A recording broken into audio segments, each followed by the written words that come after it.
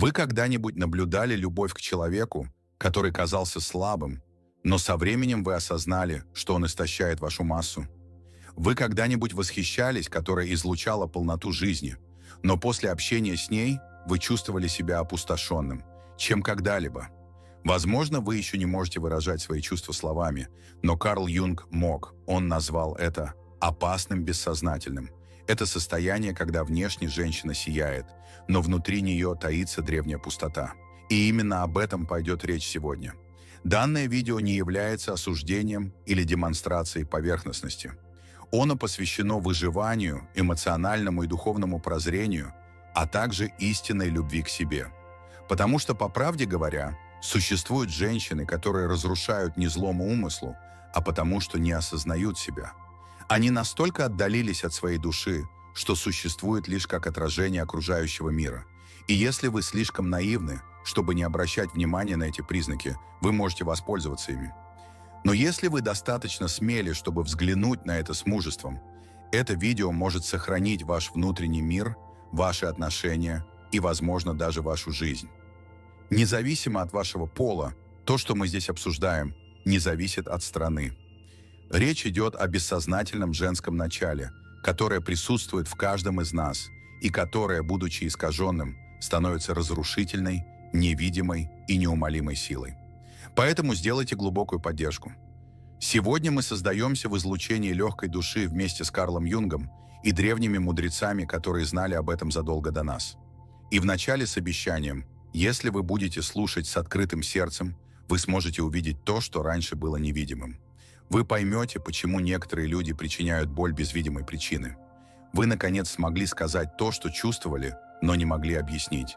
И это знание может изменить все. Существовала старинная пословица, загадочная, почти шепчущаяся в пыльных коридорах Древней Александрии. Глупец никогда не учится. Умный учится на своих ошибках, мудрый учится на ошибках других. Но что, если я скажу вам, что есть люди, которые вообще ничему не учатся? Ни на своих ошибках, ни на страданиях, ни на самой жестокой повторяющейся боли? Юнг это видел, и сегодня мы увидим это вместе с ним. Эти люди не просто игнорируют знаки жизни, они бросают им вызов. Они продолжают смеяться, падая. И среди этой группы есть особый тип женщин, только женщины, которые не имеют злых намерений, но сами того не осознают.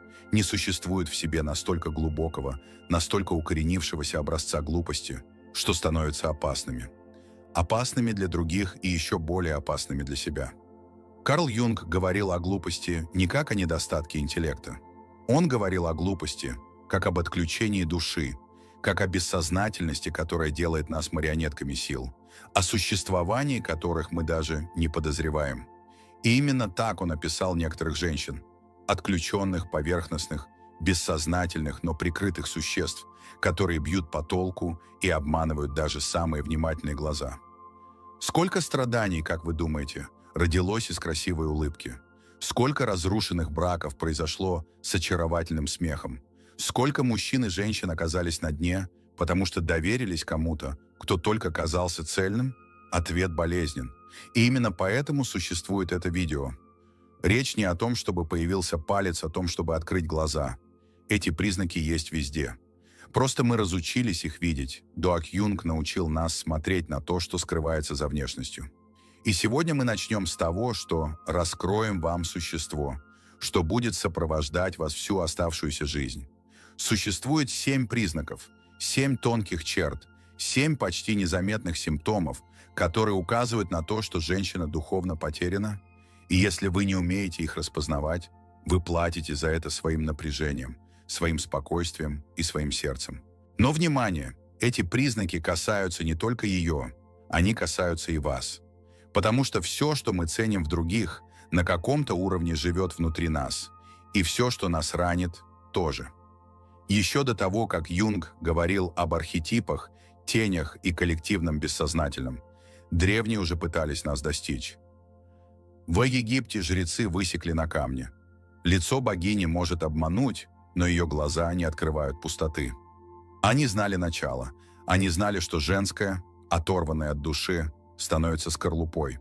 Красивой, да, но пустой и неспособной питать. В Древней Греции посвященные в тайны говорили: «Остерегайтесь Калисти Одинамий, самой красивой из бессильных, ослепительной женщины, но не способной к внутренней трансформации.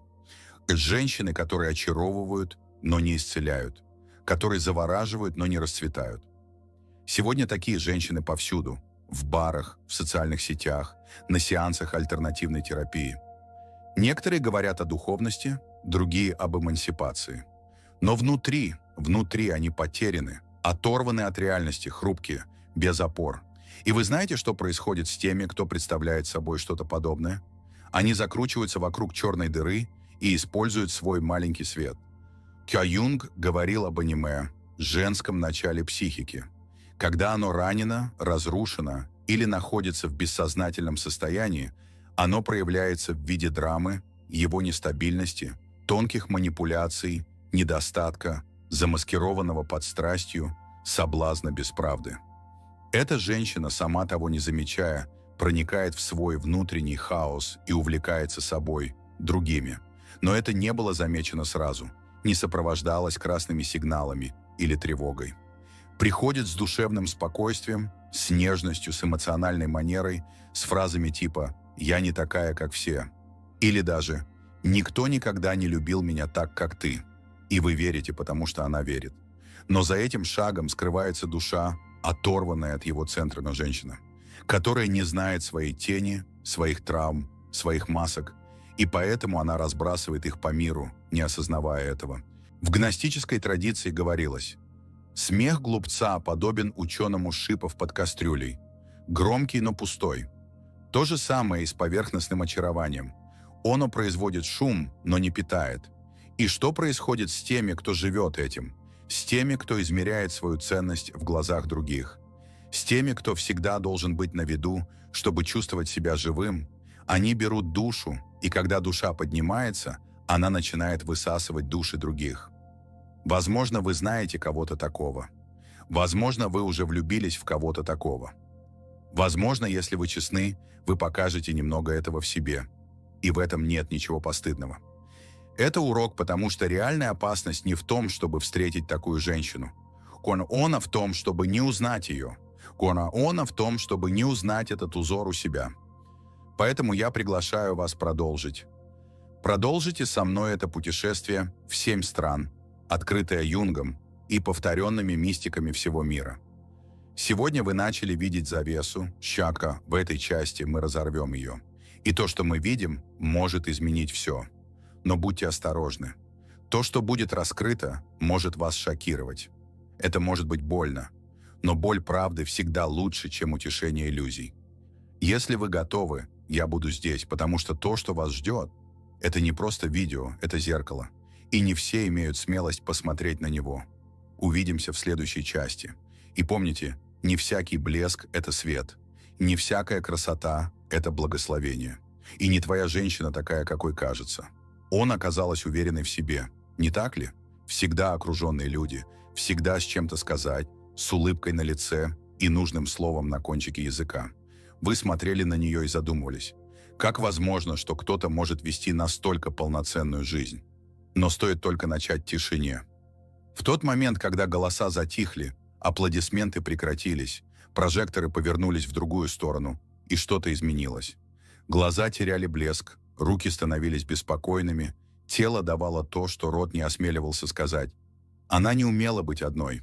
И здесь мы начинаем первые из 3 заболеваний, болезненных и часто отключаемых признаков. Не потому, что они заметили, а потому, что стали слишком нормальными. Первый признак – женщина, которая не выносит собственного общества. Мы живем в эпоху, когда тишина была названа симптомом. Одиночество стало болезнью, пребыванием наедине с собой, почти эмоциональным скандалом. Но Юнг сказал бы другое. Он сказал бы, что тот, кто не научился быть с самим собой, никогда не научится быть по-настоящему с другим, потому что другой, любой другой, лишь становится анестезией для пустоты. Эта женщина не хочет вас. Она хочет облегчения, которое вы ей предлагаете. Она не любит, она цепляется. И когда вы пытаетесь немного отдалиться, вздохнуть, она вас душит. Когда вы предлагаете пространство, она отвечает драмой, потому что для нее тишина – это угроза, Отсутствие, эта брошенность и одиночество, которое могло бы быть храмом, становится пыткой. Подумайте, сколько людей вы знаете, которые так себя ведут. Возможно, даже вы сами. Это неприятное ощущение, когда вам нужен мобильный телефон, музыка, разговор, отвлечение.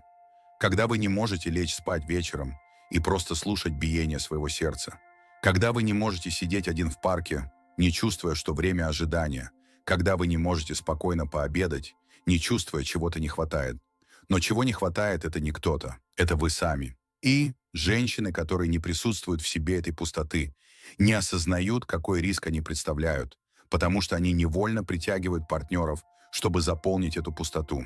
А когда я не могу этого сделать, их обвиняют, наказывают, заменяют женщина, которая не несет одиночества, живет в постоянной зоне с тишиной. А там, где тишина, враг, душа никогда не расцветает. В древних тантрических текстах говорилось, что неразвитая женственность бежит от медитации, как поднимается от тьмы, потому что она ведет, даже не осознавая этого, мысли, что там, в темноте, живет правда, которую она хочет не видеть. И часто эта правда заключалась в следующем. Она не знает, кто она такая. Второй признак – женщина, которая меняется как ветер. Сегодня она страстно продвигает идею. Завтра она с такой же упорностью отрекается от нее. Она любит то, что любит ее подруга. Она ненавидит то, что ненавидит группу. Она меняет мнение, одежду, веру, мечты в зависимости от популярности, моды, новостей в социальных сетях. И делая это с такой убежденностью, что вы даже начинаете сомневаться. Не вы ли заблудились? Но обратите внимание, у нее нет центра. Она как лист, непереносимая форма. Юнг назвал бы это отсутствием индивидуальности. Эта женщина не стала той, кто она есть. Она просто ответила на то, что мир бросил ей. Она сформировалась, чтобы угодить, чтобы быть принятой, чтобы вписаться. И чем больше она сформировалась, тем больше выгодная форма. Чем больше она адаптируется, тем больше аннулирует себя. Что происходит, когда вы вступаете в отношения с таким человеком? Вы никогда не знаете, кто он на самом деле. Вы никогда не знаете, обсуждаете ли вы с ней или с отражением чего-то, что она вчера увидела в Инстаграм. Вы никогда не знаете, действительно ли она верит в то, что говорит, или просто повторяет то, что услышала. И это изматывает. Вы пытаетесь установить связь, но нет выхода. Вы пытаетесь что-то сказать, но каждый день она другая. Вы пытаетесь довериться, но нет последовательности. И это не из зла, это из-за корней. Женщина, которая меняется как ветер, неплоха. Она оторвана от своего центра. В даосской традиции это называется женщина без дао, то есть без своего внутреннего закона, без компаса, без оси. И когда вы пытаетесь опереться на кого-то без оси, вы оба падаете, потому что вы ожидаете твердости, а она – песок. Вы ожидаете присутствия, а она – туман. Третий признак – женщина, которая презирает глубокие знания. А она говорит: слишком много думают только препятствия. Или все эти вещи из философии, психологии, духовности не для меня. Она смеется, когда вы делитесь чем-то, что прочитали. Она зевает, когда разговор углубляется. Она уходит, когда разговор затрагивает душу. Она хочет жить, наслаждаться, чувствовать, но не хочет, и тем более меняться. Для понимания требуются паузы, изменения требуют боли. А ее школа бежала от боли любой ценой. Поэтому она живет на поверхности. Джан – красивая, веселая, легкая, но поверхностная. Только поверхностная, что при малейшем конфликте тонет.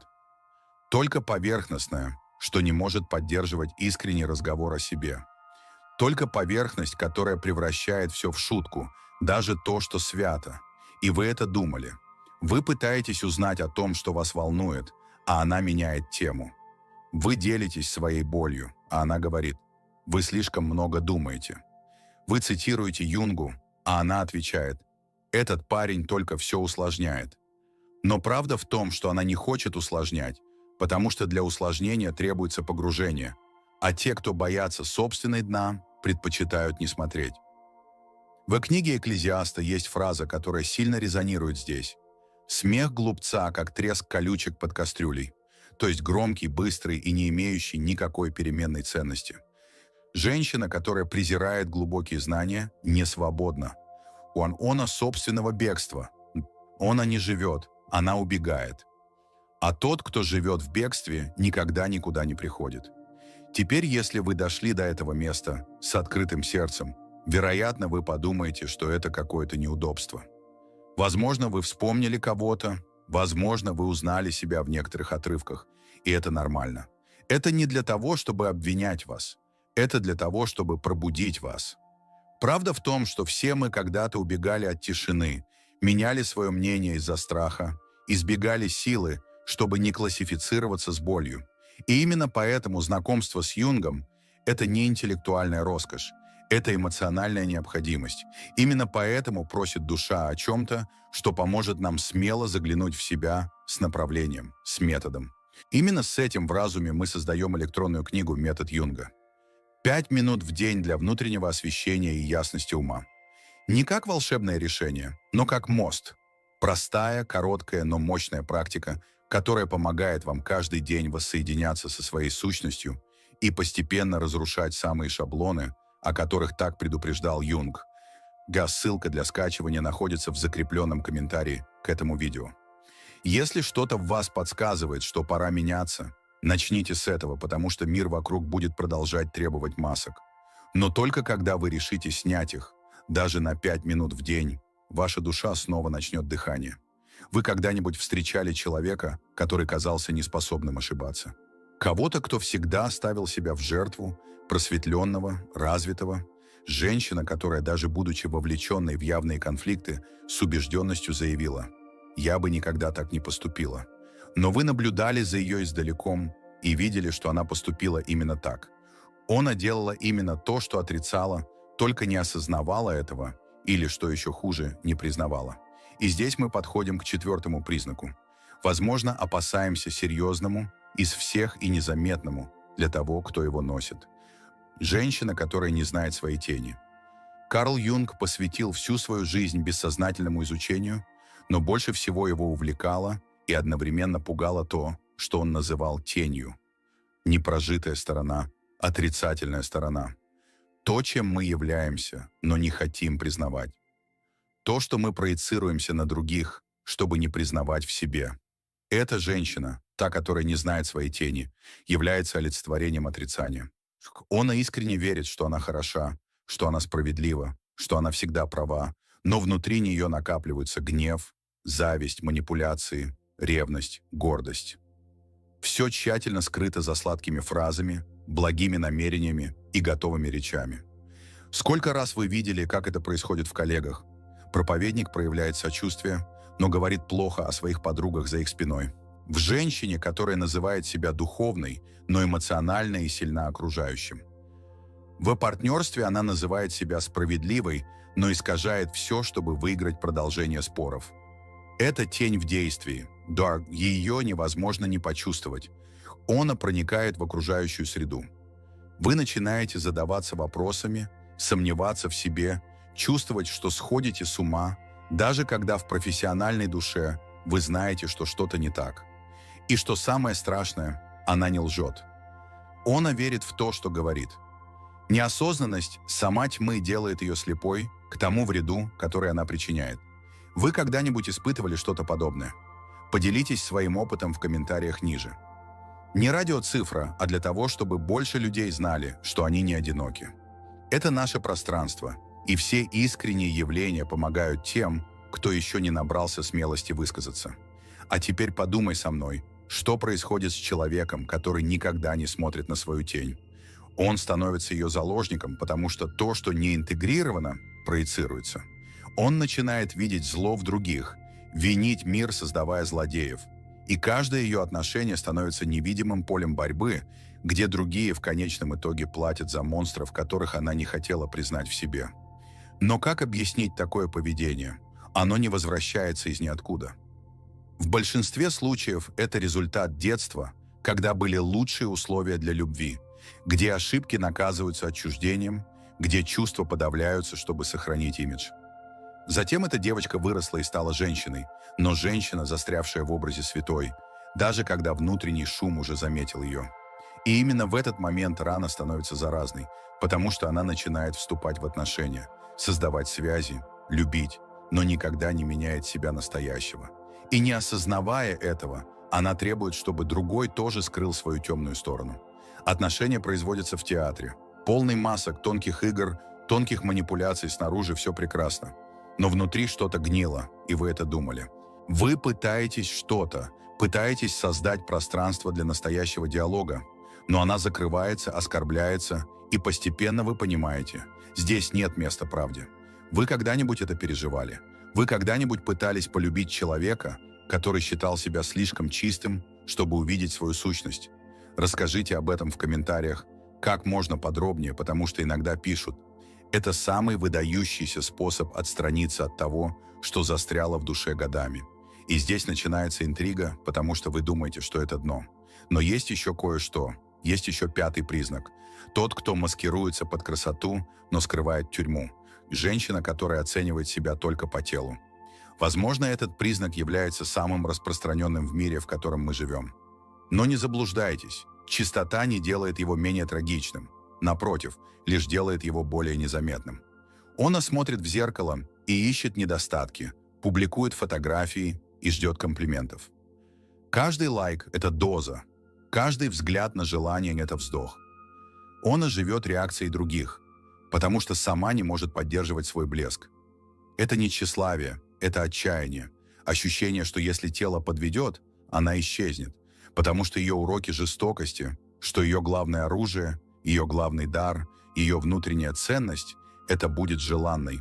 И что происходит с этой женщиной, когда молодость начинает уходить, когда тело меняется, когда взгляды становятся менее внимательными? Паника, депрессия, отчаянная попытка восстановить силу, которая никогда не была настоящей. Об этом говорил Карл Юнг, обращаясь к архетипу забытой богини Та, которая перестала быть сущностью и стала видимостью Та, которая отказалась от души, чтобы жить таким образом.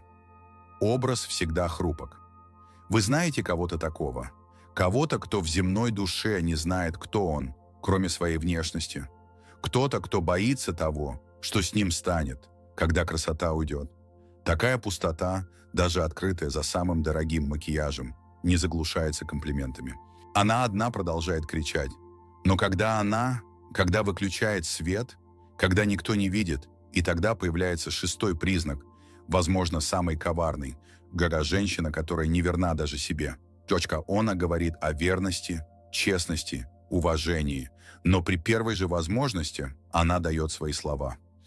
Она обещает себе, что больше не будет соглашаться на крохи и вернется, когда получит внимание. Она говорит, что изменения, и на следующий день сама себе мешаю. Она заявляет о своих ценностях и выступает за любое внешнее одобрение. Такая женщина обманывает не только других, она обманывает себя все время, а вы, стоя рядом с ней, думали, что ходите по кругу. Она клянется вам в вечной любви и исчезает, обвиняет вас в том, что вы ее бросили, и в тот же вечер флиртует с другим, требует от вас стабильности, но сама меняет направление каждую неделю. Нет безопасного гавани с тем, кто не гавань даже для себя. Нет доверия там, где есть технологии предательства. И самое трагичное, что она это знает. Глубоко внутри она знает, но не знает, как остановиться. Чтобы остановиться, нужно вернуться к началу, посмотреть на девочку, которая научилась быть разной, чтобы угодить, которая научилась лгать себе как единственному способу быть принятым. И это больно. В комментариях, вы когда-нибудь чувствовали себя преданным человеком, который все время говорил, что он на вашей стороне? И что еще хуже, вы когда-нибудь заметили, что этот человек не был на своей стороне? Иногда ранит незакрытая ложка, которой живут. И, наконец, седьмой признак – корень всех остальных. Женщина, которая не уважает ничего выше себя. Она смеется, когда вы говорите о вере. Она насмехается, когда речь заходит о духовности. Она говорит, что все это иллюзия, глупость, фантазия. Она верит, что она выше Бога, выше святого, выше невидимых сил, которые, как правило, человеческую душу. И когда нет поддержки к чему-то большему, остается только его. А эго само по себе не может поддерживать жизнь. Оно хочет контроля, хочет оно разума. Оно хочет побеждать, но оно никогда не хочет любить. Оно никогда не хочет сдаваться. Оно никогда не хочет замолчать, чтобы услышать что-то более глубокое. Эта женщина живет в мире без осей, где все вращается вокруг ее собственной куколки, где отношения – это бизнес, где духовность – это маркетинг, где другой человек – это средство. И вы это думали, что с ней никогда не бывает настоящей отдачи. Все имеет предел, все условно, все одноразово. Эта женщина может быть умной, харизматичной, успешной, но она духовно мертва, потому что перерезала нить, связавшую ее с небом. И без этого нити тело может ходить, но душа ползет. Вы можете представить, что значит любить кого-то такого? Более того, были ли вы когда-нибудь таким человеком? Не вините себя, не прячьтесь, комментируйте, делитесь. Здесь каждый искренний комментарий зажигает свет, потому что все эти знаки приглашения. Приглашение увидеть себя, чтобы переписать следы и начать интегрироваться, потому что, в конце концов, глупая женщина, о которой предупреждал Юнг, живет в каждом из нас. Каждый раз, когда мы отдаляемся от души. И она тоже умирает. Каждый раз, когда мы решаем заглянуть в себя с мужеством, смирением, с любовью. Она вошла в комнату, как будто это было высказано напрасно. Все глаза повернулись к ней. Каждый шаг был продуман, каждый жест отрепетирован. Улыбка улыбалась осторожно. Она знала, что привлекло внимание. Но было кое-что, что мало кто заметил. Ей это было необходимо. Это не было тщеславием, это было выживанием, потому что внутри нее был нестабильный рост, кричащая о признании душа, которая питалась взглядами, потому что никогда не научилась смотреть на себя. В тот момент, когда мы подходим к шестому признаку, но здесь он раскрывает измерения, которые большинство даже не может себе представить. От женщины, которая живет своим образом, но умирает в зеркале. Согласно исследованию, опубликованному Гарвардской медицинской школой, 78% женщин в возрасте от 30 до 60 лет полагают, что их самооценка напрямую связана с тем, как их воспринимают другие. Да, именно так. Дело не в том, что они продвигают в зеркале, а в том, что продвигают другие и говорят, и лайкают, и комментируют. В мире, где внешность стала валютной, женщина, вся ценность которой заложена в тело, начинает жить в жестокой эмоциональной системе. Каждый лайк становится мгновенным облегчением, каждая морщинка – ужасом, каждое сравнение – раной. Она заключает себя в том, что должно быть лишь одним из многих традиций женственности. Юнг говорил, что архетип раненой богини – это тот, в священном женском начале которого было заменено тело как контроль и принятие мытья посуды. И это создает невидимую тюрьму. Женщина начинает существовать только до тех пор, пока ее желание. Когда взгляды ослабевают, она подумала, что что-то исчезает. Вы знаете кого-то такого? Кого-то, кто отчаивается с течением времени, кто делает из тщеславия броню, кто должен всегда быть красивым, всегда в центре внимания, всегда поддерживать. Возможно, это женщина-то из вашего окружения, возможно, это вы. И это нормальное государство, потому что исцеление начинается, когда мы перестаем притворяться, что нам не больно. Но этот шаблон не возникает ниоткуда. Он формировался на протяжении многих лет. В детстве, когда больше хвалили платье, чем смелость. В подростковом возрасте, когда взгляд первых мужчин стал символом ценностей. Во взрослой жизни, когда стало понятно, что мир, кажется, лучше относится к тем, кто соответствует существующим стандартам красоты. Но что происходит, когда красота, которая когда-то была пропуском в жизнь, становится бременем? Когда поддержание образа требует процедур, жертв, ежедневных сравнений, тихого самоуничижения, эта женщина начинает жить в вечной обстановке со временем. Она смотрит в зеркало и не видит себя. Она видит проект. Она не живет. Она руководит своим внешним видом, и за всем этим скрывается глубокая боль. Она не знает, кто она, если ее не желает. Теперь остановитесь на секунду и спросите себя, сколько своих ценностей вы все еще придаете внешнему виду? А если завтра никто больше не будет вас хвалить, вы все еще будете чувствовать себя цельной? Эти вопросы нелегкие, но они нужны, и тот, кто осмеливается на них ответить, уже начинает выбираться из ловушки. Далее мы переходим к другой, тонкой, но разрушительной черте. Женщина, которая говорит, что она верна, но каждый день обманывает самого себя. У нее есть принципы, у нее есть ценности, у нее на языке красивые фразы, но при первом конфликте, при первом предложении, при первом упрощении она сдается. Чакаона говорит: «Я больше никогда не вернусь в эти отношения». И возвращается. Она заявляет: «На этот раз я ставлю себя на первое место». И снова бросает себя. Она клянется: «Я больше не буду молчать перед лицом несправедливости».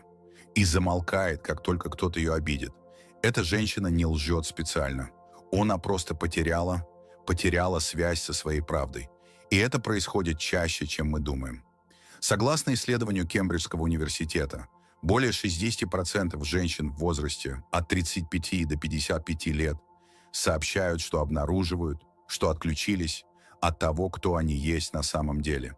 Они живут ролями, ожиданиями, требованиями, но не живут собой.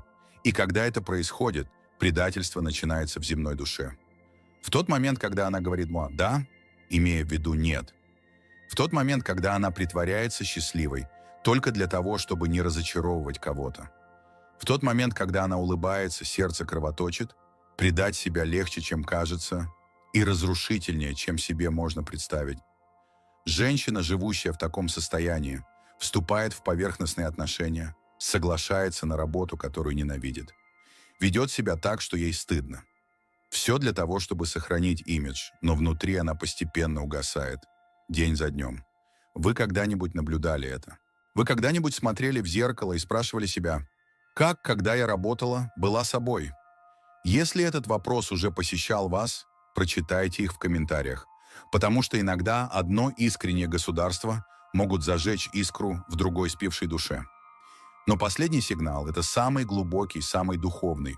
Женщина, которая не читает ничего, кроме себя. Она эгоцентрична, она самосознательна, но не в зрелом смысле этого слова. Она верит, что все вращаются вокруг ее желаний. Если что-то идет не так, мир против нее. Если что-то не в ее пользу, это несправедливость. Если кто-то с ней спорит, это защита. Она не признает тайну, не уважает невидимое, не склоняется перед неизвестным. Она может даже использовать духовный язык, говоря о Вселенной, энергии, законе притяжения. Но все это лишь новая сцена для того же старого его. Она не стремится служить чему-то большему. Она стремится манипулировать чем-то большим, чтобы служить себе. Юнг называл это состояние раздутым его душа. Оторванная от себя, божественного ядра существа. Душа, оторванная от себя, неизбежно погружается в пустоту. Вы когда-нибудь наблюдали это рядом с кем-то? Ощущение, что как бы вы ни проявились, тепла нет, что все вращается вокруг интересов, выгод, стратегий. Это как попытаться полюбить зеркало. Вы видите себя, но вас никогда не примут. И что самое страшное, эта женщина часто была слишком ранена в прошлом. Она воздвигла этот алтарь для своего эго, потому что никто никогда не учил ее доверять полученному чему-то, кроме себя. Она сделала себя богиней, потому что боялась преклонить колени. Она ожесточилась слишком, потому что однажды была сильно ранена. И поэтому за эту женщину живет девочка, напуганная, одинокая, боящаяся открыться, боящаяся снова стать маленькой. Но без открытости нет трансцендентности, без почты нет тайны. А без тайны жизнь становится холодным и расчетливым планом, и душа прячется. Итак, мы подошли к этому. 7 признаков, 7 способов, полученные душой, кричат о помощи, даже когда рот говорит, что все в порядке. 7 способов. Международные женщины отдаются от своих обстоятельств, но также 7 приглашений увидеть, выбрать другое, уменьшиться. Потому что речь не о том, чтобы кого-то осудить.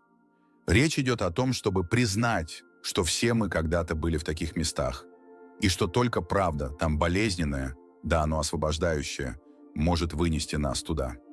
Если это видео затронуло что-то, что вы не могли назвать, если какая-то фраза, кажется, описала то, что вы пережили в тишине, оставьте это в комментариях. Вы не одиноки, и, возможно, это первый раз, когда ваша боль обрела слова. И когда это происходит, начинается исцеление. Она посмотрела в зеркало, как безупречный макияж, тщательно уложенные волосы, глаза с блеском тех, кто знает, чего хочет. Но когда дверь закрылась и в доме воцарилась тишина, что-то скользнуло за ней внутрь. Тяжесть, пустота, эхо, которое говорило «все это не ты». Сколько раз вы видели такое событие? Возможно, в других, возможно, в себе.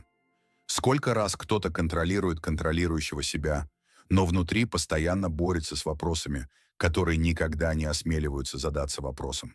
Почему никто меня не понимает? Почему даже окруженные люди, я считаю себя таким одиноким? Почему мне так нужно показать, кто я? Это потому, что все это, все 7 признаков, которые мы создали до сих пор, указывают на одну единственную причину – отрыв от души. И там, где нет души, все шум. Давайте честно подведем итоги.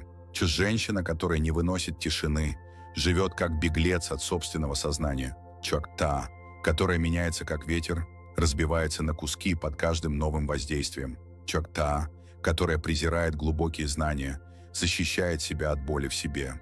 Та, которая не знает своей тени, бессознательно распространяет свой яд на других.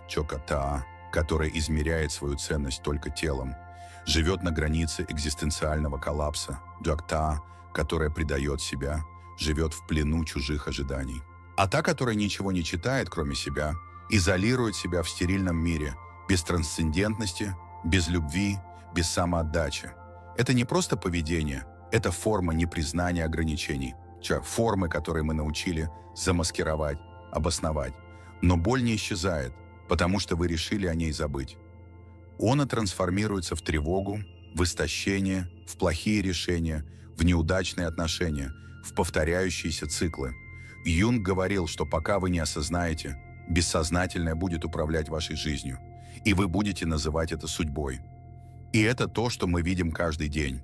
Люди называют невезением то, что на самом деле является лишь неразобранным бессознательным. Они плачут из-за тех же ран, жалуясь на те же боли, проживая те же сценарии, только с новыми знакомыми и новыми оправданиями. Но если все это так повторяется, почему так сложно вырваться? Потому что это требует того, что современный мир разучился смелости заглянуть внутрь себя, смелости разрушить фасад, смелости сказать «я потерял». Смелость государства. Мне нужно заново научиться жить. И именно в этот момент начинается нечто волшебное. Когда вы перестаете искать снаружи то, что можно найти только внутри, вы слышите голос, который всегда был там. Приглушенный, да, но живой. Тот голос, который шепчет, когда мир затихает, который появляется в бессонные ночи, который вновь появляется в моменты боли. Голос души, что он говорит. Вернись к себе, вернись к тому, что просто, к тому, что честно, к тому, что больно, да, но освобождается. И это возвращение не взрывоопасно, это процесс. Это не происходит каким-либо ученым. Это происходит с помощью небольших, но одних выборов. Например, когда вы решите, что не будет сразу, сначала подумайте. Когда вы понимаете, что смотрите, обратите внимание и решаете искать тишины. Когда вы думаете, что хотите угодить, и сначала задаетесь вопросом, не обижает ли это вас, когда вы смотрите на старую рану и решаете не винить ее, а принять. Это жесты незаметные, но глубокие. Именно эти жесты начинают разрушать шаблоны, описанные Карлом Юнгом. Шаблоны, которые когда-то были осознанными, могут быть преобразованы, потому что все, что ясно видно, усиливает вашу власть. А что самое прекрасное, то, что делая это, вы не становитесь другим человеком. Вы возвращаетесь к тому, кем всегда были. За женщиной, которая манипулирует, стоит женщина, которая просто хотела быть любимой. За женщиной, которая кричит, стоит женщина, которую никогда не слышали. За женщиной, которая скрывается за внешностью, стоит женщина, которая забыла, что она достаточна. Если вы дошли до этого места, то это не случайно, потому что часть вас, осознанно или нет, готова перестать просто выживать. Вы готовы жить по-настоящему, с присутствием, с душой. Вам не нужно быть идеальным. Вам сейчас не все нужно понимать. Вам нужно только начать. И для этого я хочу предложить вам кое-что прямое. Оставьте комментарий с одной фразой, описывающей женщину, которую вы были до сегодняшнего дня. Даже если эта фраза болезненна, пишите без фильтров, без страха осуждения, без необходимости выглядеть хорошо. Только правда. Потому что тот, кто имеет смелость назвать свою тень, уже начал превращать ее в свет. И если это видео пробудило в вас что-то, что вы не хотите распустить, знайте, что путь не заканчивается здесь. В этой части мы раскроем пошаговую, практическую и глубокую методику, как применять все это в своем представлении жизни с помощью мыслей, размышлений и духовных практик, которые помогают вам восстановить внутреннюю ось и излечить эти 7 паттернов с корнем. Пришло время двигаться вперед, и вы не будете одиноки. Увидимся там. Вы дошли до этого момента, и это говорит о вас гораздо больше, чем любые слова. Потому что те, кто доходит до конца такого погружения, делают это не из любопытства. Он делает это, потому что обнаруживает, он делает это, потому что где-то в глубокой душе он узнал названные раны. Он делает это, потому что он готов. Но теперь наступает самая сложная и самая красивая часть, превращенная в видимое действие. Потому что знать не значит измениться, и признание не значит исцелиться. Настоящее исцеление начинается, когда содержание превращается в практику, когда размышления становятся решениями, когда больна обретает направление. Сегодня вы услышали о 7 признаках, о которых Юнг и многие другие духовные учителя предупреждали на протяжении всей истории. 7 корней женской души или внутреннего женского начала, раненой, бессознательной и часто опасной. Но эти признаки не просто приглашение к переменам, приглашение начать все сначала. И поэтому сейчас я хочу предложить вам план. Простой, но глубокий, практичный, но преобразующий путь, благодаря которому вы сможете начать выходить из цикла и, наконец-то, войти в свою сущность. Первый. Тишина как портал. Первая практика для многих болезненных пациентов, но она самая освобождающая. Научитесь молчать 5 минут в день. Без присутствия телефона, без музыки, без внешних факторов. Только вы и вы сами. По возможности сядьте прямой спиной, закройте глаза, дышите медленно. Не ждите больших откровений. Просто наблюдайте, ощутите дискомфорт, уважение, страх. Осознайте, как ваш ум пытается бежать в прошлое, в будущее, куда угодно, только не в настоящее. Это периодически повторяется регулярно, начинает прокладывать тропинку в лесу хаоса, потому что там, где тишина, там слышит, а там, где слышит, душа начинает шептать. Второй. Дневник правды. Для этого подготовлена специальная тетрадь. Каждый день записывайте 3 своих правды. Они не должны быть красивыми, они не должны быть окончательными. Просто правды момент. Например, сегодня я понял, что завидую-то. Или сегодня я поймал себя на том, что пытался манипулировать состоянием. Или сегодня я понял, что чувствую себя пустым, когда меня не замечают. Эти записи – зеркала. И даже если они болезненны, они являются первым шагом к лидерству, потому что все, что названо, является преимуществом власти над вами. И, наконец, начинается исцеление. Третий. Клятва верности себе. Эта практика требует мужества. Выберите свою ценность только одну. Это может быть честность, аутентичность, смелость, забота о себе. И в течение целой недели живите так, как будто представляете эту ценность вашего храма. Каждый раз, когда возникает ситуация, останавливает вас от этого, останавливаетесь, выводите и выбираете быть верной, даже если это ведет к ссоре, даже если это вызывает дискомфорт, даже если это разочаровывает кого-то. Верность себе – это основа любого реального преобразования. И только когда вы перестаете предавать себя, мир начинает вас уважать. Четвертый. Ритуал тела с душой. Женщина, которая живет внешностью, забывает, что тело – это храм, а не витрина. Поэтому выбирайте физическую активность, которой вы будете заниматься не ради эстетики, а ради связи с собой. Это может быть тихая прогулка на рассвете, свободный танец в гостиной. Примите душ с осознанием и благодарностью. Важно воссоединить тело с душой. Перестаньте использовать его как щит и начните жить в нем, как в доме. Пятый. Ежедневный акт поклонения. Выберите что-то большее, чем вы сами. Это может быть Бог, Вселенная, жизнь, тайна, природа, любовь. Каждый день говорит вслух, даже шепотом: «Я выражаю почтение тем, что больше меня». Эта простая фраза, скрытная искренность, начинает растворять раздутое эго. Она напоминает, что вы часть чего-то большего, что вы не одиноки, что вам не нужно все контролировать и что вы можете отпустить. Шестой. Анализировать тени. Перед сном глубоко минните и спросите себя, что сегодня в вас ранило кого-то, даже непреднамеренно. Этот вопрос– маяк. Он освещает места, которые вы еще не хотите видеть, но которые необходимо увидеть без вины, без наказания, только с желанием учиться, расти, становиться более целостным. 7. Круг правды. Выберите человека, которому вы доверяете. Кому-то, кто, по вашему мнению, может вас выслушать, не осуждая, и сказать ему: «Я хочу начать жить более правдиво».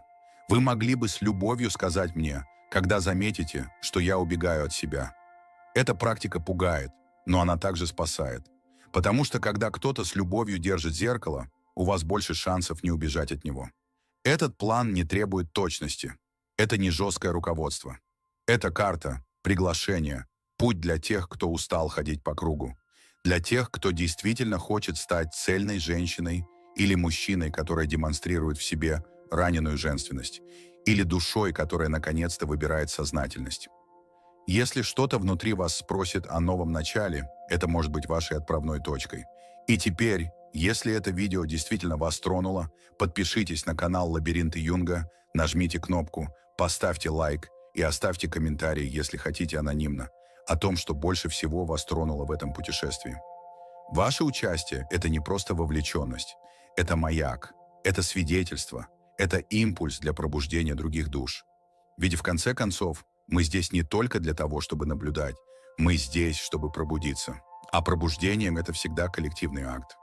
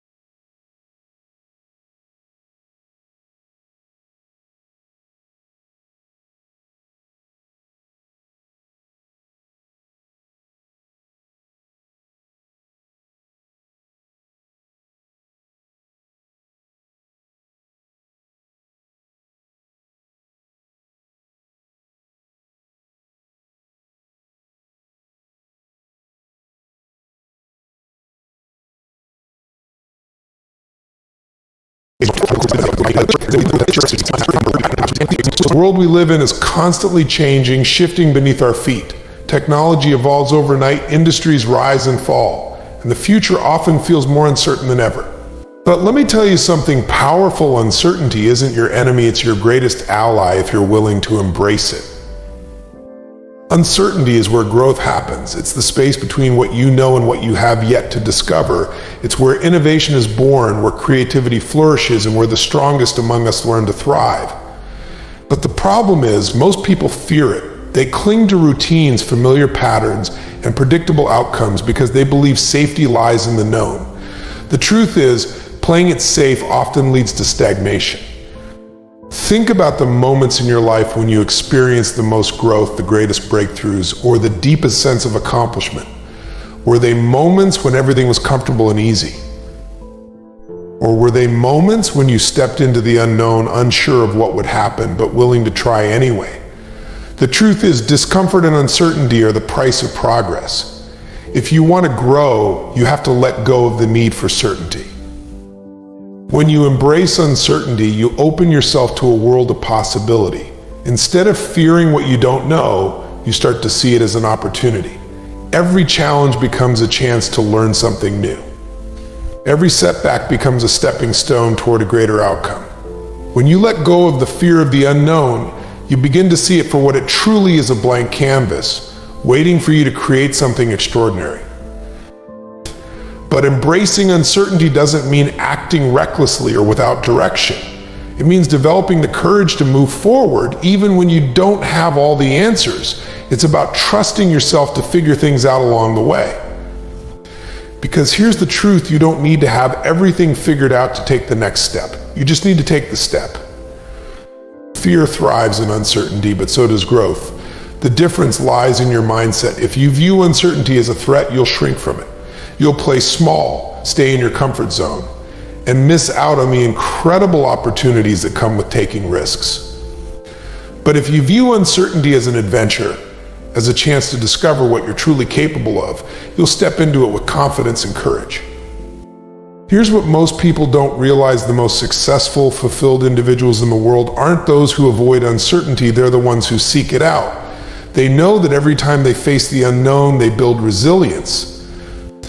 They know that even when things don't go as planned, they're gaining invaluable experience that will serve them in the future. Embracing uncertainty also means letting go of the need for control. You can't control everything, and trying to will only exhaust you. Instead, focus on what you can control: your attitude, your effort, your mindset. Choose to see uncertainty as a gift, as an opportunity to grow stronger, wiser, and more adaptable. Because the truth is, life will never be fully predictable. The sooner you accept that, the freer you'll be. In 2025, the world belongs to those who can adapt, pivot, and move forward without knowing exactly where the path will lead. It belongs to those who are willing to bet on themselves, even when the odds aren't clear.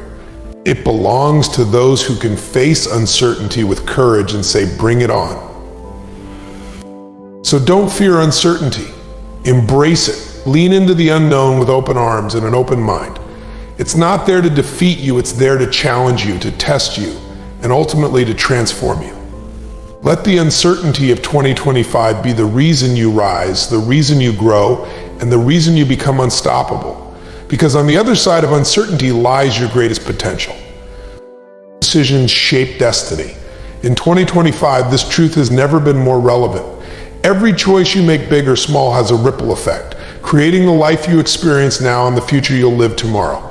And the power of decision is what separates those who achieve greatness from those who remain stuck in mediocrity. It's not your resources, your circumstances, or even your skills that define your success. It's your ability to make decisions and follow through on them with conviction.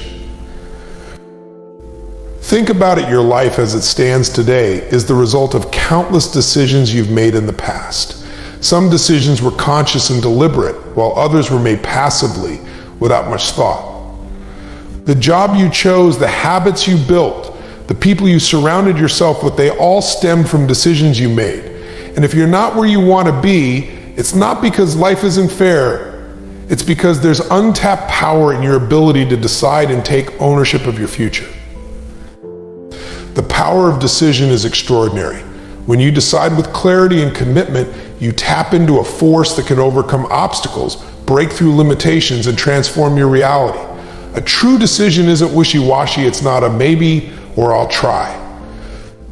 A real decision is a firm commitment to act, to move, to change. When you truly decide, you cut off all other options. You stop negotiating with excuses, you stop second-guessing yourself, you move forward with absolute determination.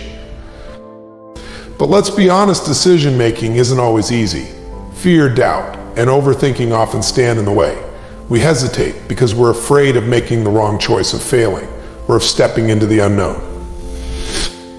But here's the truth, indecision is far more dangerous than a wrong decision.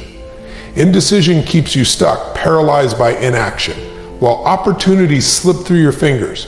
A wrong decision, on the other hand, moves you forward. Even if it leads to failure, it teaches you something valuable. It gives you momentum, and momentum is the key to progress. The most successful people in the world aren't those who always make the right decisions. They're the ones who make decisions quickly and adapt along the way. They understand that action beats perfection every time. They know that waiting for all the answers or the perfect moment is a trap. Life doesn't wait, and neither should you. Decisions also create a sense of identity. When you make a decision to be disciplined, to be courageous, to be resilient, you're not just changing your actions, you're shaping who you are. Each decision you make strengthens or weakens the person you're becoming. Think about that for a moment. Every time you choose to step up instead of stepping back, you're reinforcing the belief that you are capable, determined, and unstoppable. The power of decision also lies in its ability to create clarity. When you decide what you want and commit to it, distractions fall away. You stop wasting energy on things that don't matter. You stop saying yes to everything and start saying yes to what aligns with your vision. Decision-making simplifies your life because it gives you focus, and with focus comes power. But here's the secret: the most important decisions aren't always the big ones. It's the small, everyday choices that truly shape your destiny. Do you hit snooze or get up and chase your goals? Do you spend another hour scrolling through your phone, or do you invest that time in learning, growing, and building your dreams? These micro decisions compound over time, creating either the life you want or the life you regret. So how do you harness the power of decision? Start by getting clear on what you truly want, not what others expect of you, not what feels safe, but what sets your soul on fire. Then commit to it wholeheartedly. Write it down, speak it aloud, make it real. And once you've decided, act immediately. Don't wait for motivation or the right moment, act now. Momentum builds confidence, and confidence fuels more action. And remember this: no decision is ever final. Life is fluid, and so are you. If something isn't working, you can pivot, you can adjust your course. But you can't adjust a path you never start walking. 2025 is the year to reclaim your power, and it begins with a decision. Decide to stop settling. Decide to stop doubting. Decide to go all in on your potential. Because every decision you make today is a step toward the life you're creating. That will make it count. The power is in your hands. Always has been, always will be. Life is full of challenges, obstacles, and unexpected twists, and it's easy to believe that our circumstances define us. The reality, however, is that our circumstances are just the stage, not the story. The true story is written by our mindset, how we choose to think, interpret, and respond to the events around us. It's our mindset that determines whether we rise above or remain stuck. Your circumstances might set the scene, but they do not dictate the outcome. You've seen it time and time again, people who come from nothing, from the harshest, most difficult situations, yet find a way to thrive and succeed. On the flip side, there are those who seem to have every advantage in life but fail to make the most of it. The difference isn't luck or opportunity, it's mindset. When you operate with the right mindset, you take control of your narrative. You stop seeing circumstances as barriers and start seeing them as challenges to overcome. A mindset rooted in growth, resilience, and possibility doesn't just endure adversity, it transforms it into fuel. Instead of asking, why is this happening to me, you begin to ask, what is this teaching me? That single shift in perspective can change everything. A strong mindset gives you the power to reframe your experiences. It's the belief that failures aren't final, they're feedback. It's understanding that setbacks aren't signs to quit, they're opportunities to adjust and come back stronger. When you develop the ability to see beyond your current situation, you stop being a victim of your circumstances and start being the architect of your life. But mindset doesn't mean ignoring reality. It's not about pretending everything is perfect or denying the existence of hardship. It's about choosing how you'll respond to those hardships. Two people can face the exact same challenge, and while one crumbles under the pressure, the other uses it as a stepping stone. The difference isn't the challenge itself, it's the mindset they bring to it. Circumstances are external, but mindset is internal, and that's where your true power lies. The world may throw chaos your way, but your internal world is something you can shape, refine, and strengthen every single day. It starts with the thoughts you allow yourself to entertain. Negative thoughts will come, that's human, but you get to decide whether they stay or whether you replace them with thoughts that empower and uplift you. Mindset also determines your resilience. When you believe in your ability to adapt and grow, you stop fearing failure. You understand that no matter what happens, you have the inner resources to figure it out. This belief isn't something you're born with, it's a skill you develop. It's forged in moments of difficulty when you choose to stand tall despite the weight of the world. Your mindset shapes your vision. It allows you to see possibilities where others see dead ends. It gives you the courage to dream bigger, even when your current reality feels small. When you approach life with a mindset of abundance, you begin to realize that opportunities are everywhere. You just need the clarity to recognize them and the confidence to act on them. Mindset is also contagious. When you cultivate a strong, positive mindset, you influence those around you. You become the kind of person who inspires others to push beyond their limits, to dream bigger, and to see their own potential. It's not just about what you achieve, it's about the energy you bring into every room you walk into. In life, there are two kinds of people: those who let the world dictate their path and those who step up and take control.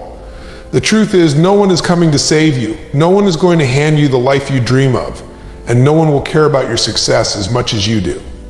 Waiting for circumstances to align perfectly for someone to give you permission or for luck to intervene is a losing game. If you want something, you have to take control and make it happen. Taking control starts with responsibility. It means owning where you are right now, no matter how challenging or unfair it might seem. It's easy to point fingers, to blame others, or to say that the system, the economy, or the circumstances are holding you back. But blaming doesn't change anything. Responsibility does. When you take responsibility, you reclaim your power. You shift from being a passive participant in life to being the driver of your own journey. To take control, you have to start by deciding what you want. Clarity is everything. Without a clear vision of where you're headed, you're like a ship drifting aimlessly at sea. Taking control isn't just about working hard, it's about working with purpose, with a destination in mind. When you know what you want, every action you take becomes intentional. Every decision becomes a step toward your goals. Taking control also means setting boundaries. It's about recognizing that your time and energy are finite resources and refusing to let distractions or negativity drain them. It means saying no to things that don't serve your purpose, even when it's uncomfortable. It's about protecting your focus and prioritizing what truly matters, not what's urgent or easy.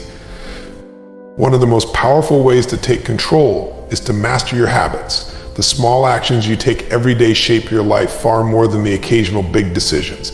If you want to control your outcomes, you have to control your behaviors. Build habits that align with your goals and eliminate those that hold you back. This requires discipline, but discipline is the foundation of freedom. When you control your habits, you control your future. Taking control also demands that you let go of excuses. Excuses are comforting because they shift the blame away from you, but they're also chains that keep you stuck. The moment you stop making excuses and start asking, what can I do about this? You unlock solutions and possibilities. Even when things feel out of your control, there's always something you can do to move forward.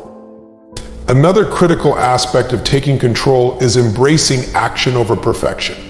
So many people wait to feel ready, to have all the answers, or for the right time, but perfection is an illusion, and readiness is a myth. Taking control means acting now, even when the path isn't entirely clear. It's about trusting yourself to figure things out along the way and learning through experience, rather than waiting for the perfect conditions that will never come. Taking control requires resilience. Life will throw setbacks, failures, and challenges your way, but control means refusing to be derailed. It means picking yourself up after every fall and moving forward, no matter how tough it gets. Resilience isn't about avoiding hardship, it's about facing it head on and refusing to let it define you. Taking control also means taking ownership of your mindset. How you think determines how you act, and how you act determines the results you create. If your thoughts are filled with doubt, fear, and negativity, your actions will reflect that. But when you cultivate a mindset of confidence, determination, and possibility, you create a foundation for success. Controlling your mindset is a daily practice, and it's one of the most powerful tools you have. Deep within you lies a force more powerful than any obstacle you'll ever face. It's the strength that's carried you through every challenge you've already overcome. It's the resilience that kept you going when quitting seemed easier. It's the determination that has pushed you to rise after every fall. That force is your unstoppable nature, and it's there, waiting to be unleashed. Being unstoppable doesn't mean you won't face doubt, fear, or setbacks. It means you don't let them define or stop you.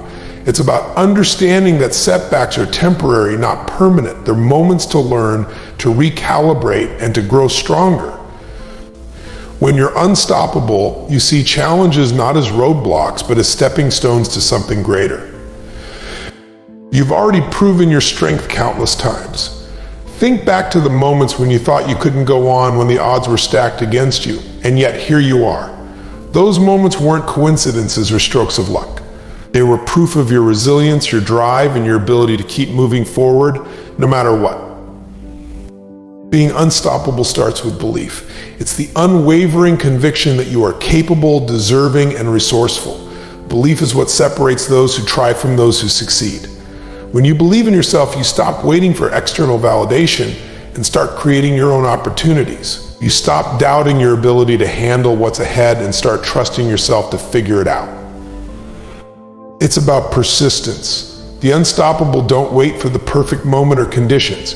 They keep going even when it's hard, even when progress feels slow, and even when no one else is cheering them on. They know that consistency beats intensity. Small, deliberate actions taken every day build unstoppable momentum. And momentum is the key to achieving anything you set your mind to. Being unstoppable also means embracing failure as part of the process. It's not about avoiding mistakes, it's about using them as fuel.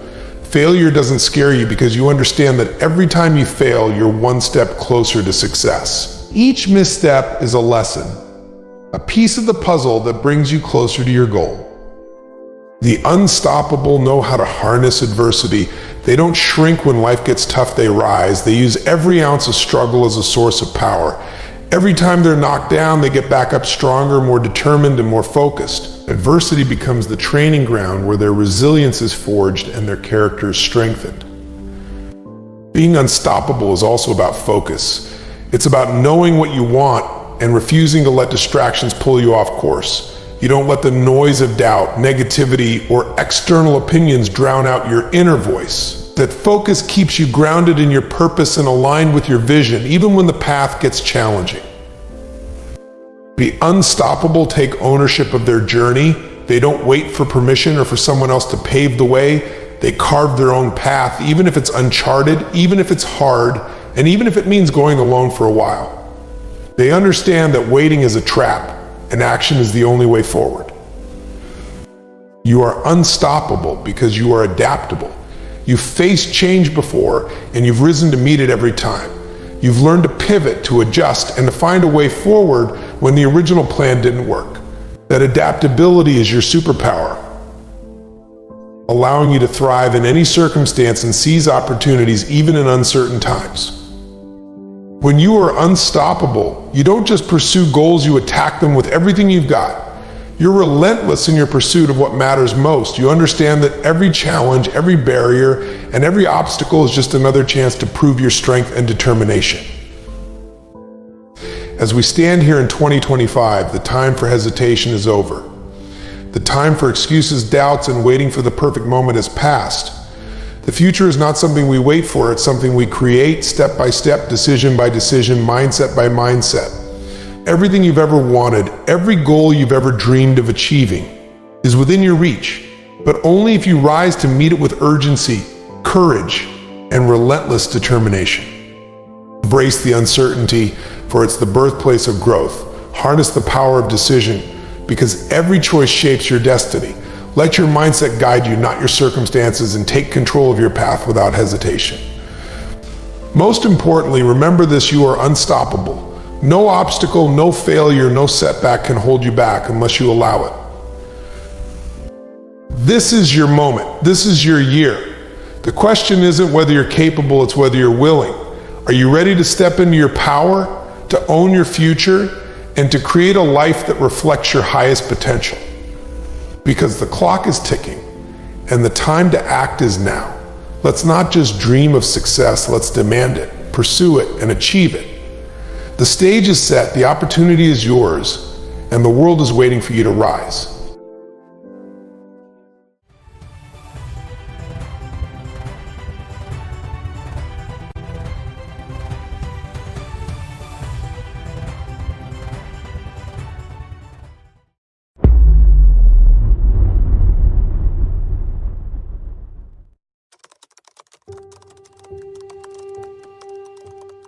You've been living like you have time, like you can keep playing small, keep delaying your dream, keep telling yourself, I'll start when I'm ready.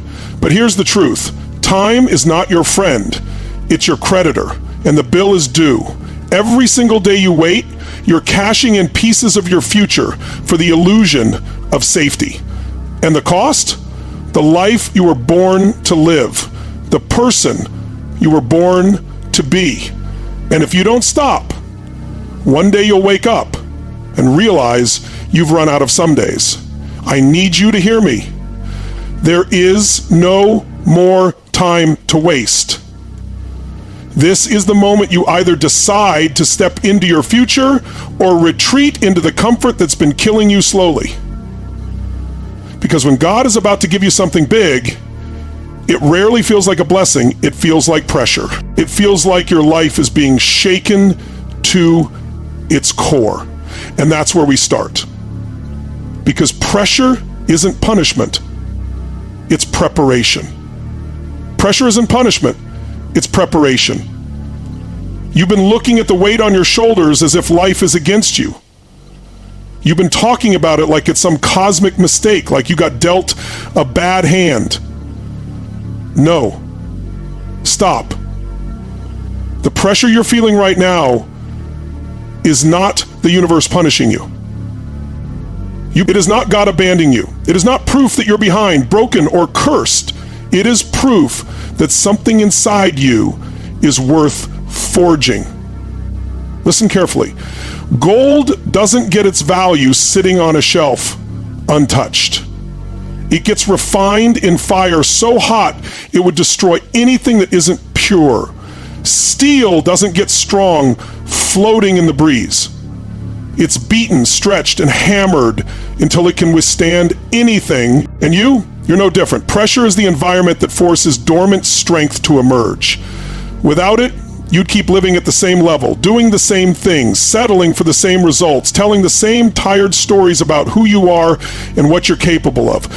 But pressure is the disruptor.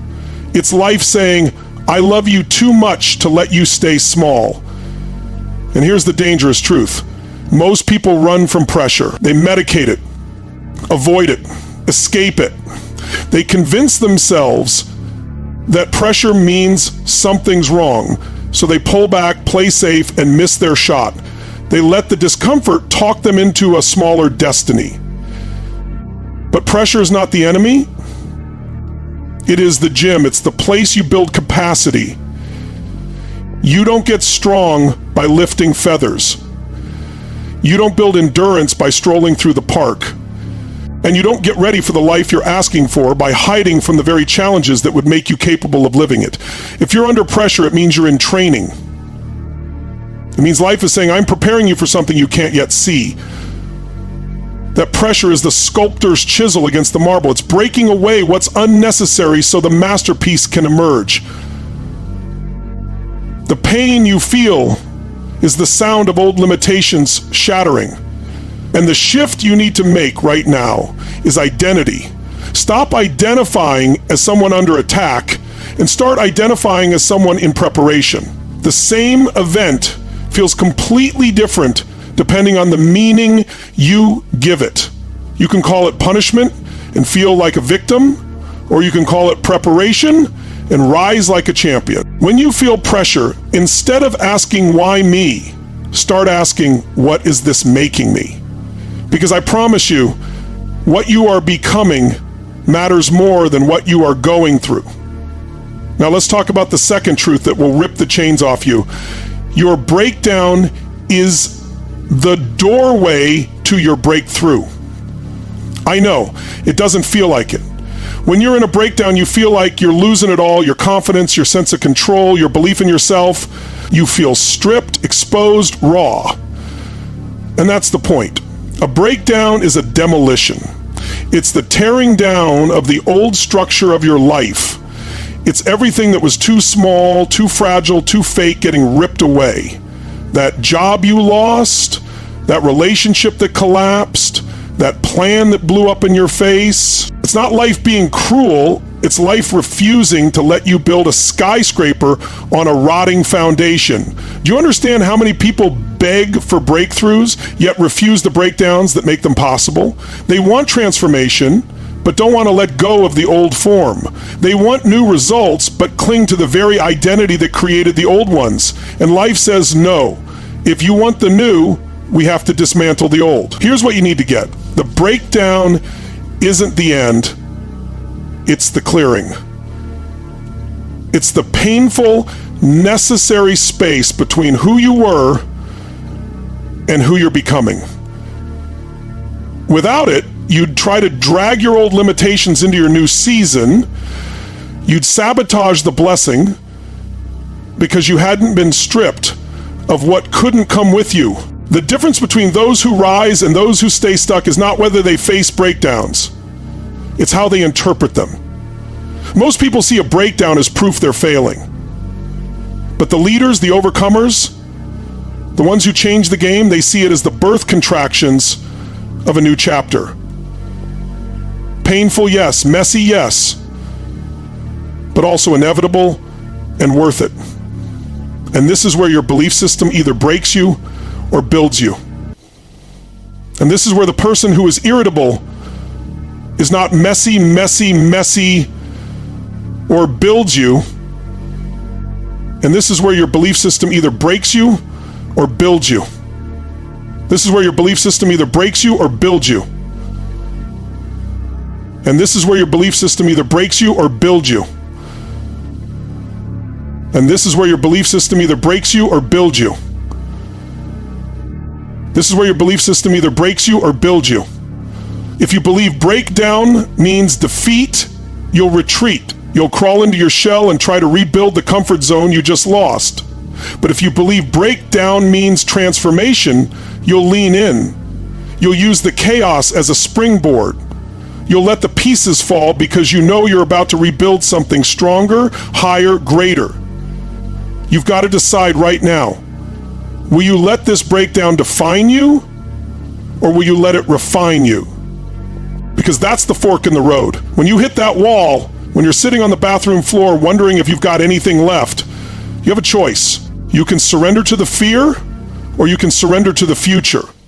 The first is easy. It requires nothing but collapse. The second is costly. It requires courage, grit, faith. But hear me, the bigger your breakthrough, the bigger the breakdown that precedes it. That's not just philosophy, that's physics. The old form has to fully dissolve before the new one can emerge. So instead of hiding from the breakdown, start asking, what in me needs to die for my future to live? That's where the power is. That's where the shift happens. And once you make that shift, the breakdown no longer terrifies you. There's no more terror. You start to welcome it because you know what's on the other side. You realize that the very moment you think you've lost it all is often the moment you're seconds away from gaining more than you ever imagined. So I'm telling you right now, embrace the pressure. Trust the breakdown. This is not random. This is not punishment. This is not the end. This is life's way, God's way, of preparing you for the size of the blessing that's coming. But preparation is worthless if you keep resisting it. A doorway doesn't open for someone who refuses to walk through. And you can't walk through with the same small stride you've been using. You've got to step through like you belong there, like you were built for it, because you are. This is the moment to rise in the pressure instead of retreat from it. This is the moment to use your breakdown as fuel instead of fear. And when you do, you will not only survive this season, you will emerge so much stronger, so much sharper, so much more unstoppable that when you look back, you'll realize the pressure and the breakdown weren't the worst things that happened to you, they were the best. If you want, I can also craft the next two keynote principles in the same high voltage style so your speech builds like a wave until it's unstoppable. God tests before he trusts. You've been asking for more opportunity, more influence, more resources, more freedom, and you wonder why it's taking so long? You think God's ignoring you? No. He's testing you. Because here's the truth nobody likes to hear. God will not put something valuable in the hands of someone who hasn't proven they can protect it, grow it, multiply it. The same way you wouldn't hand a loaded gun to a child, the same way you wouldn't put a Ferrari in the hands of someone who's never driven. God will not give you more than you're prepared to handle. And preparation isn't about comfort. It's about capacity. The test is designed to stretch you to see if you'll crack or commit. It's not about punishing you. It's about revealing what's inside you when it's dark, when it's lonely, when nobody's watching. See, you can fake character when it's easy. You can fake discipline when things are going your way.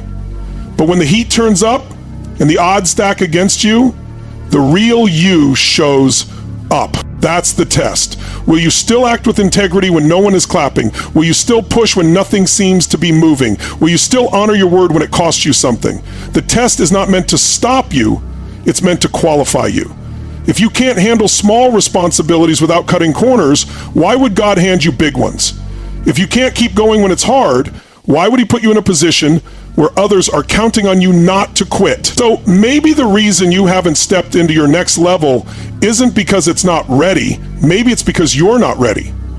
That's not an insult. It's an invitation. An invitation to grow faster, to build deeper roots, to get your inner world so solid that nothing in the outer world can shake you. The sooner you pass the test, the sooner you get the trust.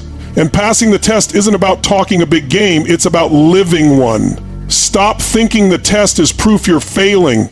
Start seeing it as proof you're close. The bigger the ask, the harder the test. And the harder the test, the greater the trust that's coming on the other side. Now let's talk about the next principle. And this one's going to sting. Comfort zones kill callings. And this one's going to sting. There's a scientific principle that proves this. Your comfort zone kills callings. You cannot live in your calling while worshiping your comfort. The two do not coexist. Comfort is where dreams go to die. It's the slow, quiet coffin where you bury your potential without even realizing it. Every great move of your life will require discomfort. Every bold decision that's ever shifted the trajectory of a human life came with risk, with fear, with uncertainty. That's not a sign you're on the wrong path, it's the proof you're on the right one. The comfort zone feels safe, but it's a prison with invisible bars. And the worst part, the longer you stay there, the smaller your world gets. Your muscles, physical, emotional, mental, start to atrophy. You stop reaching, you stop stretching, you start rationalizing why the dream can wait just a little longer. You convince yourself the calling will still be there when you're ready. But time doesn't pause for your convenience, and callings don't wait forever. Every day you choose comfort over calling, your courage weakens and your fear strengthens. And here's the brutal reality. If you won't step into the unknown, your calling will pass to someone who will. You think staying comfortable is protecting you, but it's actually robbing you. Because comfort never demands your best, and if your best is never demanded, it never develops. Your calling lives in the stretch. It lives in the moment where your hands are shaking, your stomach's in knots, and you're not sure if you can pull it off, but you move anyway. That's where you find the edges of your true capacity. That's where you unlock levels of yourself you didn't even know existed. The comfort zone whispers, stay here, you know this place. Your calling shouts, come here, there's more in you. Which one you listen to determines the life you live. And I'll tell you something. People don't fail because they aren't capable. They fail because they never leave the shore. They never launch the boat. They never put themselves in a position where they have to figure it out. Your comfort zone will always feel easier in the moment, but it will always cost more in the end, because the pain of discipline is temporary, but the pain of regret, that's permanent. So here's the shift. Stop asking, how can I make this comfortable? And start asking, how can I make myself stronger? Because when you get stronger, discomfort becomes your playground. You stop avoiding the stretch, you start craving it. When you get comfortable with being uncomfortable, you become unstoppable. Fear loses its grip on you because you've trained yourself to act in spite of it. And that's the only way to truly live your calling, not by tiptoeing around risk, but by charging into it with a heart that knows growth is the reward. I'm telling you right now, your comfort zone will try to convince you that it's your friend. It will stroke your ego, tell you you're fine, that you've done enough, that you've earned the right to slow down. But your comfort zone is a liar. It's a thief dressed as security. And if you don't break out of it, it will bury you alive. So break it, smash it. Do the thing that scares you today, not someday. Because someday is a graveyard where most dreams go to rot. And remember, the God who tests before he trusts is the same God who will never call you into something you're not capable of growing into. But he's not going to hand you the blueprint from the couch. You've got to get in the game. The blessing is heavy. Build the strength to carry it. You've been asking for big things, but big blessings aren't lightweight trinkets. They're freight trains of responsibility, purpose, and influence. If you're not strong enough to carry them, they'll crush you instead of elevate you. This is why life is putting weight on your back right now, not to break you, but to build the muscle required for the load you've been praying for. Every challenge, every long night, every I can't take one more step moment is a rep in the gym of destiny. Stop resenting the weight and start embracing the training. The stronger you get, the more you can hold. The more you can hold, the more you can multiply. You don't get the crown without the cross. And you don't get the dream without the discipline. Build yourself now so when the blessing comes, it doesn't overwhelm you, it accelerates you. Chaos is construction in disguise. What you see as a mess, God sees as a blueprint. The chaos around you isn't random destruction, it's demolition with a purpose. Old walls are being knocked down because they were too small for the future being built.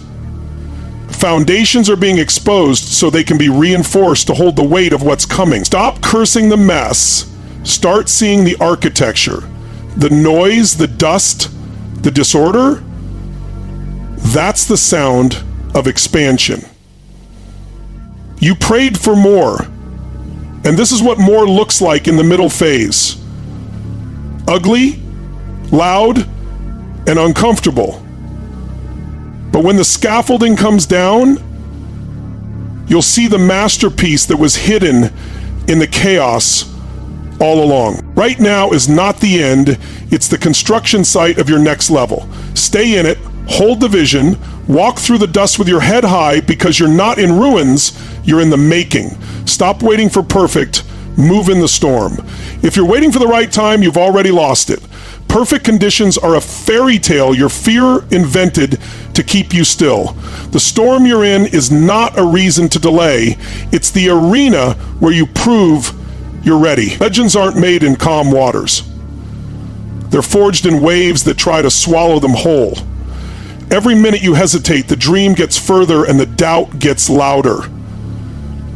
Action doesn't need permission from peace, it needs a decision from you. You say you're waiting on clarity, but clarity comes from movement, not meditation. You don't need the whole map to take the first step, so stop stalling for someday. Get up, step out, move while the rain is pouring and the wind is screaming, because if you can move in the storm, you'll own the calm.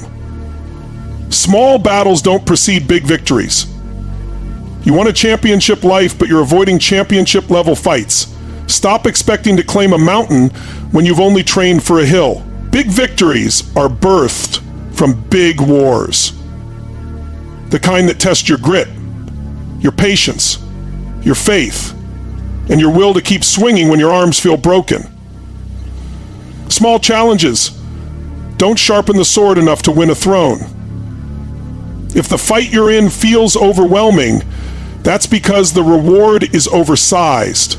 Most people pray for the crown, but reject the combat. You cannot have one without the other. The greater the resistance, the greater the glory. So instead of asking for an easier fight, start training for a bigger win. This is not a warm-up. This is the championship round. Fight like it. Your future will only be as big as your decisions today. Stop lying to yourself that one day you'll get serious. Your future isn't waiting for you. It's being built right now by every choice you make. Every yes, every no, every excuse, every action. They're laying bricks in the life you'll be forced to live.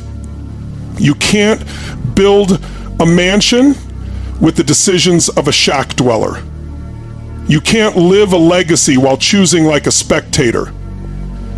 Your decisions today are the vote you cast for the person you'll become. So decide like your future children are watching. Decide like your name will be remembered. Decide like you've burned the bridges to anything less than greatness. Small choices compound into small lives. Massive choices forge massive destinies. Decide now, decide loud, decide like everything depends on it, because it does. This is not one day. You keep saying you'll start when you're ready, but readiness is a myth. Action is the only cure for hesitation. This is the day your old life ends and your real life begins if you choose it. Not tomorrow, not when the fear fades, not when you feel like it, now. Every breakthrough has a birthplace, and it's always a single defiant moment where you decide, I'm done waiting. This is that moment. This is the line in the sand where you stop negotiating with fear and start dictating your future. If you don't step now, you'll stay here, stuck in the loop of almost. But if you do, everything changes. This is not rehearsal. This is not a drill. This is the day. You know now. You know why the pressure came. You know why the breakdown hit. You know why the tests showed up, why the comfort zones tightened, why the battles grew bigger, why the weight got heavier, and why the chaos broke in. It was never to destroy you, it was to reveal you. But here's the part no one can do for you. You have to choose. Because the same fire that forges steel also burns up straw. The same test that elevates one person is the same test that buries another. And the difference is never the test. It's the decision in the middle of it. You cannot walk out of this room, this moment, this conversation, and go back to who you were. That person's ceiling was too low, their fight too small, their faith too fragile. You've been called to more, and you've been shown the cost of ignoring it. Stop protecting the version of you that's addicted to survival and start unleashing the version that's obsessed with purpose. The fear you feel isn't a stop sign, it's the signal you're standing at the border of your old life. Cross it, burn the map back, and step into the life that's been stalking your spirit since the day you were born. Your old life is one decision away from being over. Make it now, or watch it bury you alive.